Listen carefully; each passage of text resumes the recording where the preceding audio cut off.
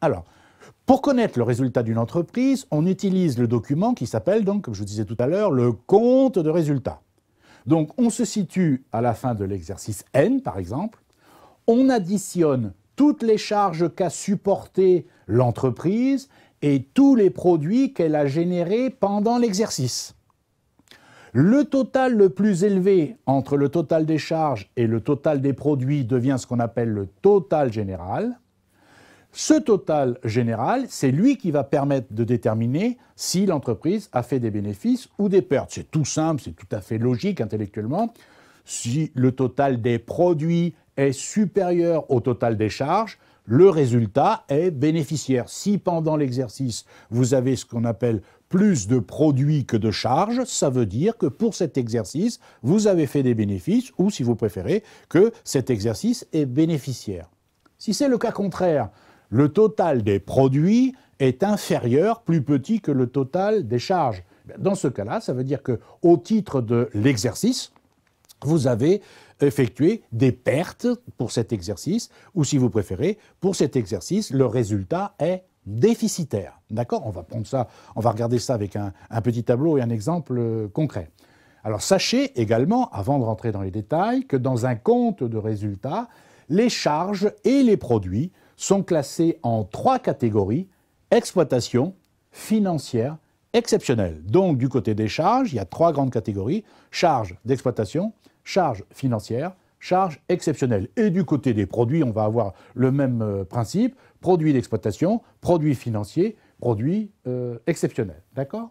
Donc je vous montre avec un compte de résultats très simplifié. Nous rentrerons dans les détails dans la suite du cours. Alors regardez bien. Ici, je vous ai mis d'une façon très simplifiée, donc un compte de résultats avec deux exercices, N et N-1. Regardez bien. Du côté des charges, d'accord ? Pour l'année N, j'ai bien séparé, comme je viens de vous le dire, charges d'exploitation, charges financières, charges exceptionnelles. Si on regarde l'année N, alors le montant des charges d'exploitation est de 1000, les charges financières sont de 100, les charges exceptionnelles sont de 300. Donc, pour l'année N, le total des charges, vous voyez, le total 1 est de 1400. Pour la même année, de l'autre côté, je regarde les produits que j'ai séparés également en 3 catégories: exploitation, financier, exceptionnel. Dans cet exemple, les produits d'exploitation 1500, pas de produits financiers, ce n'est pas une obligation qu'il y ait des produits financiers, et des produits exceptionnels de 500. Conséquence, pour l'année N, le total des produits est de 2000. D'accord ? Alors, regardez bien, on a bien vu que dans ce compte de résultats, il y avait une partie qui est consacrée aux charges, la partie gauche, et la partie droite qui est consacrée aux produits. C'est ce qu'on appelle un compte de résultats présenté sous forme d'un T, d'un compte en T. D'un côté les charges, de l'autre côté les produits. On est d'accord ? Qu'est-ce que je vous ai dit tout à l'heure ? J'ai dit qu'à la fin de l'exercice, on fait le total des charges et le total des produits qu'a supporté l'entreprise. Ici, 1400 de charges, 2000 de produits. On a dit que le total le plus élevé des deux montants devient ce que l'on appelle le total général. Pour l'année N, vous m'accorderez que le total le plus élevé, c'est bien 2000. Donc si on réfléchit un tout petit peu, pour l'année N, il y a eu 2000 de produits et il y a eu 1400 de charges. Sans être un expert comptable, je pense que vous comprenez intuitivement donc que pour cet exercice-là, il y a eu 600 de plus de produits que de charges. 2000 moins 1400, ça fait bien 600. Est-ce que vous me suivez ? Ça représente quoi, ces 600 ? Ça s'appelle le bénéfice. Et d'un point de vue technique, pour la présentation du compte de résultat, non, je ne me suis pas trompé, je vous rassure, je recommence la procédure, on fait le total des charges, 1400 pour l'année N, on fait le total des produits, 2000 pour l'année N, j'ai dit le total le plus élevé des deux, 2000, devient le total général.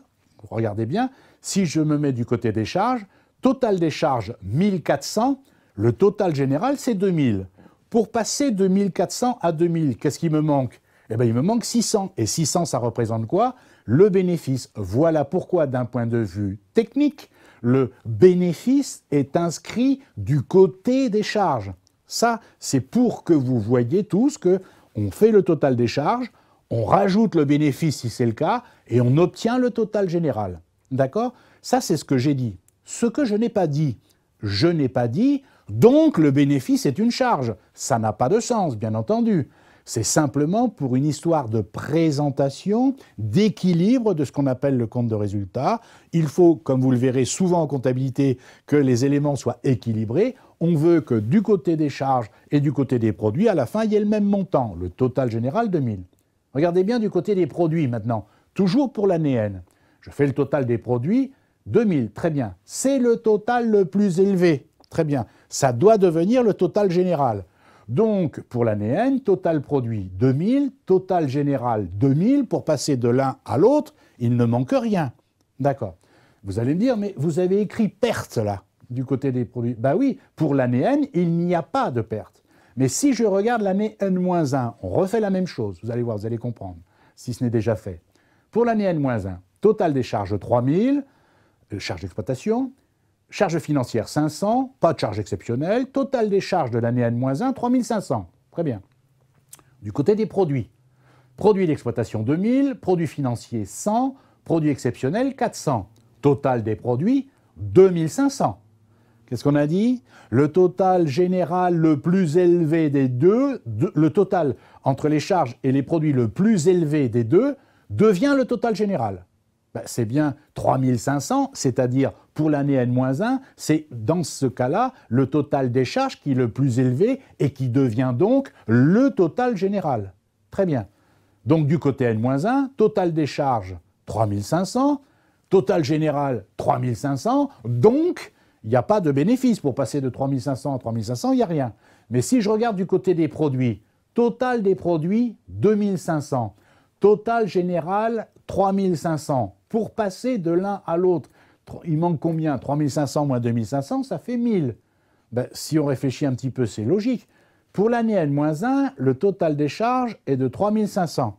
Pour l'année N-1, le total des produits est de 2500. Conséquence, ça veut bien dire que vous avez eu 1000 de charges de plus que de produits pour l'année N-1. Autrement dit, c'est bien exactement ce qui s'est passé. Il y a eu pour l'année N-1 une perte ou, si vous préférez, un résultat déficitaire de 1000. Encore une fois, à l'inverse de ce que je vous ai dit pour l'année N, du côté des produits, on fait apparaître la ligne perte. Bien entendu, ça ne veut pas dire que la perte est un produit, est un bénéfice, ça n'a pas de sens. On met la perte de ce côté-là, si elle arrive, comme ici pour l'année N-1, pour une histoire d'équilibre tout simplement. D'accord? Donc on résume, pour connaître le résultat d'un exercice, on fait le total des charges, on fait le total des produits. S'il y a eu plus de produits que de charges, ça s'appelle un bénéfice.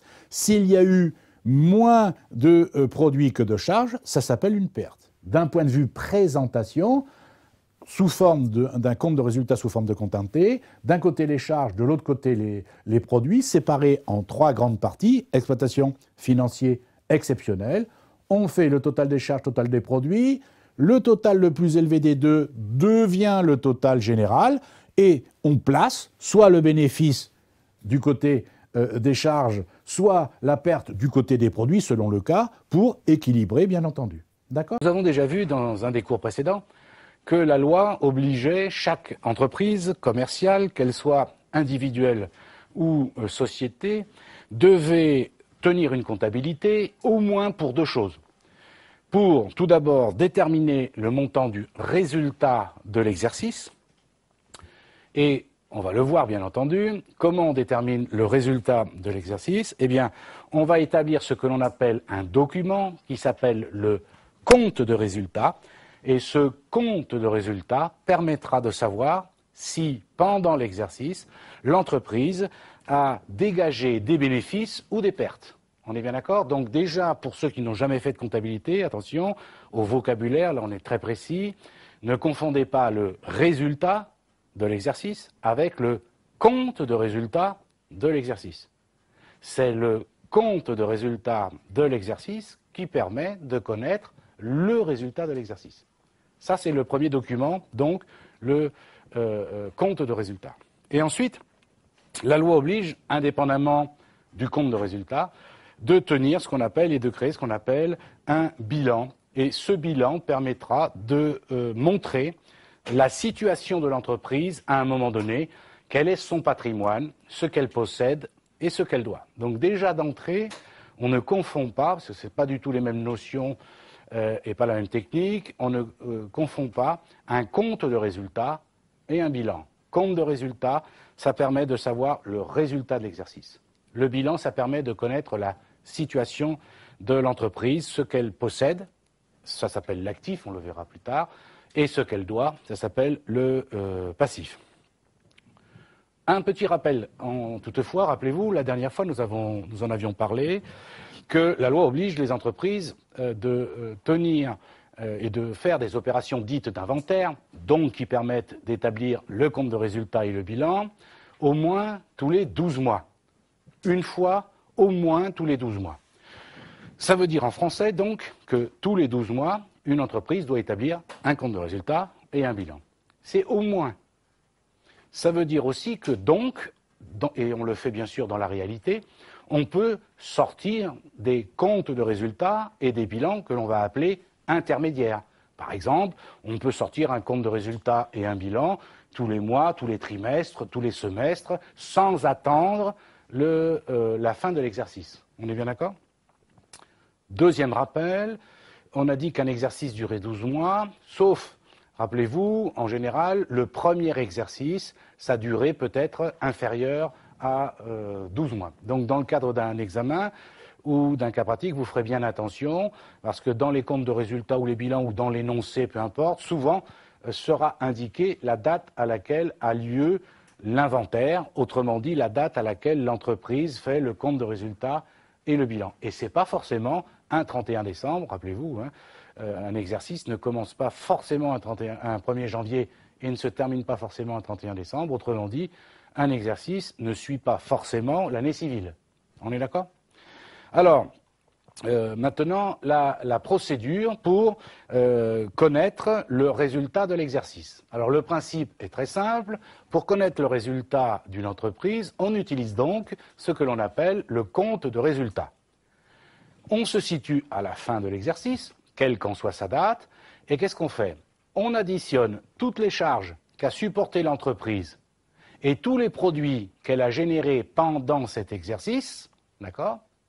Et ensuite, on va faire la différence entre les deux, entre les produits et les charges, et ça permettra de savoir si l'entreprise a fait des bénéfices ou des pertes. On le fait très très simple parce que ça c'est pas compliqué du tout, vous devez le comprendre déjà intuitivement. Si le total des produits est supérieur au total des charges, ça veut dire que le résultat est bénéficiaire, l'entreprise a fait des bénéfices, et dans le cas contraire, tout simplement, si le total des produits est inférieur au total des charges, le résultat est déficitaire, autrement dit, l'entreprise a fait des pertes. Je répète encore une énième fois que la loi oblige les entreprises, tous les 12 mois, à s'arrêter, à arrêter les comptes pour savoir si, lors de l'exercice qui vient de se terminer, et au titre de cet exercice, est-ce qu'elle a fait soit des bénéfices, soit des pertes. On est d'accord sur le principe.